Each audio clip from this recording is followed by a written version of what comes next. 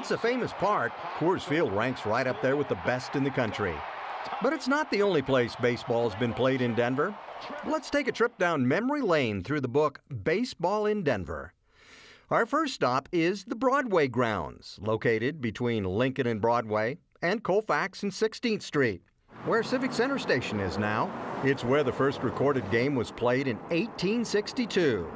The players for that game met at a different location, as described by the author of Baseball in Denver, Matthew Replinger. In March, the Rocky Mountain News posted that there'll be a gathering of baseball players that are interested in playing baseball at Whipple's Cabinet Shop at 15th and Blake, and that was in March of 1862.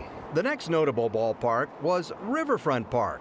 It's where Commons Park is now, between Bassett Street and the Platte River. But Riverfront Park hosted a lot of different sporting events, from rodeos to horse races to bicycle races. It had its own velodrome. It actually had electricity, and they played baseball right there down by Cherry Creek and Platte River confluence. There were other notable ballparks in Denver. Broadway Park 1 was near the corner of 6th and Acoma in the early 1900s. It burned down and was replaced by Broadway Park 2.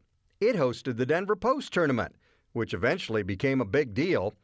One of the teams that played there was called the Denver White Elephants. Matthew Replinger says way ahead of its time. They were like the Jackie Robinson of sports teams. They broke the color barrier really long before any other team, and that would have been in the 1933 Denver Post Tournament. One of the more famous ballparks was Merchants Park. It's where Merchants Park Shopping Center is now at Broadway and I-25.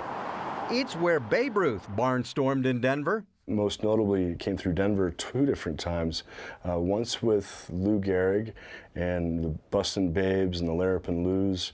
You may have seen photos of those two. That was a big deal when they came through. It was sponsored by Piggly Wiggly, which of course became Safeway. The most famous pre-Coors Field ballpark was Bears Stadium, which eventually became Mile High Stadium. The AAA Denver Bears played there. They became the Zephyrs in the 80s. And through the years, the ballpark expanded in size. That's one reason the expansion Denver Broncos eventually ended up playing there. If you look in the northwest parking lot at Empower Field, there's a plaque marking the old Bears and Mile High stadiums. Home of the Bears, Zephyrs, and even the Rockies for a couple of seasons. Home plate was about 500 feet north of the plaque. Yes, it is a parking lot now. But back in the day, it's where Denver baseball history was made. It was a different time then, but not all that different. The equipment's changed. The manner and maybe how they throw the ball has changed. The ball itself has changed. But the game is still a gathering like it is today. People coming together, and it's just a fun thing to be a part of, and it always has been. I love taking a Absolutely. look back in history. Speaking of going back in history, my very first job when I was 15 was at a ballpark. Okay. Yes, I worked for a minor league baseball team, single A, in Lancaster, California. And I dug into my archives at home, and I found the newspaper clipping. What year is this? 2010. Nope. 2010. Nope. What is it? 2009. Okay.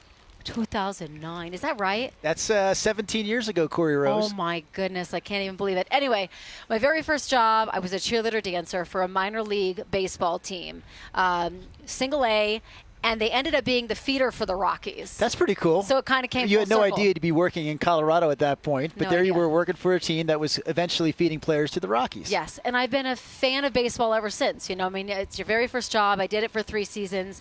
It was such a blast, and the fact that it was a feeder for the Rockies all these years later is pretty cool. Are you comfortable sharing why they no longer let people dance on the dugouts?